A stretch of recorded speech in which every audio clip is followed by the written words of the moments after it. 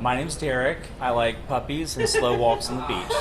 All right, that's a wrap. See y'all. Okay. I'm going to just all of the products out there. What makes yours unique? What makes your product different, special? Well, we've been working on what we call alt whiskeys, which is alternative whiskeys made from either grains that are non-typical for North American whiskey production. So we have a quinoa whiskey coming out this week. We have a 12-grain bourbon. We have an amaranth whiskey, a whiskey made from spelt, oatmeal. So those sort of grains that aren't typical.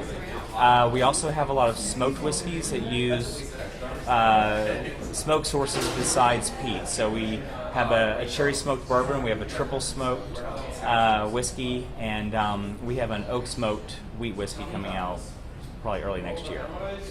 And then we also have a lot of whiskeys that are made from craft beers, and so they're hopped or use some kind of botanical. So, whiskey is distilled beer, and so what we started doing is taking our favorite craft beers and distilling them, and a lot of those were very hoppy beers, very aggressive, typically ales and not lagers, and a lot of what was great about the beer would come through. So today I'm pouring a beer or a whiskey called Rasputin, which is a Russian Imperial Stout, which is a fantastic beer.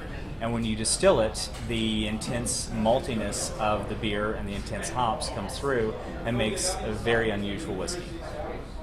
Where do you find inspiration for all your different expressions? All over the place.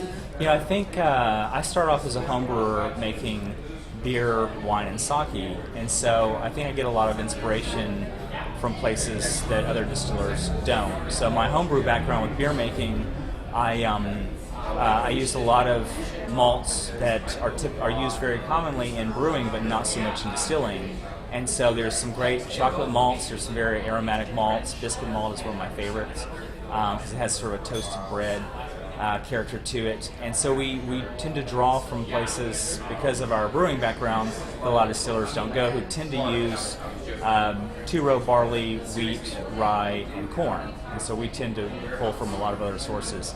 Yeah. Who are the three guys on your bottle?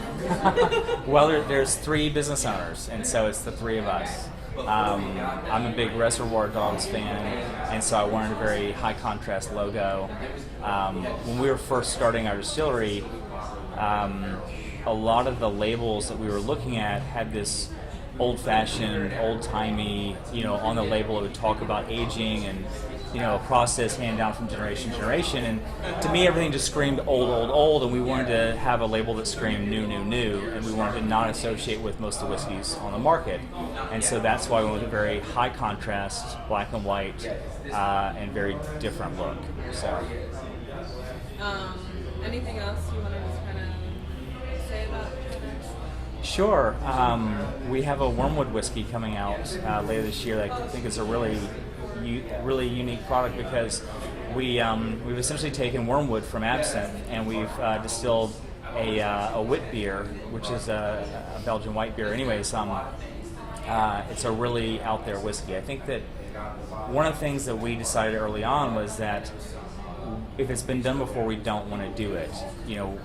We've got one distillery in Tennessee and one in Kentucky, so we're in the shadow of giants. So there are some distilleries out there. If you're the first distillery in Kansas or somewhere, you're unique just by being the first distillery there.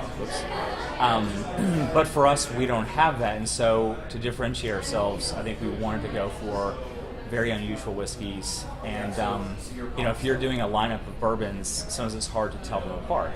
There's 450 bourbon brands, and there's only 17 distilleries through consolidation. So if you're doing a flight of 10 bourbons, you're probably tasting the same bourbon made at the same distillery multiple times. So I think for us, we want to make things that were you would never mistake it in a lineup. We have in the fall right now, we have a pumpkin moonshine. You're never going to mistake that for something else. Our hopped whiskeys, you are never going to confuse it. So that's what we're about. So. Is there anything unique in the process of quinoa? Quinoa is it's a little bit of a frustrating grain to work with because it's so small, and so you have to do a cereal mash, which just means you have to boil it like corn before you add your other grains. So it's a little bit challenging to work with, but it's different, and I think it. I don't know. We like to do, like I said, things that are unusual. Do you use like white quinoa or? We do use white quinoa. We've done experiments with black, red, and white quinoa, and actually the white quinoa is our favorite, which is good because it's the easiest to get. It's very hard to get enough black or red quinoa to do much with. So. Thank you so much. Thank you. Appreciate it. Man, that thing's hot. I'm sorry.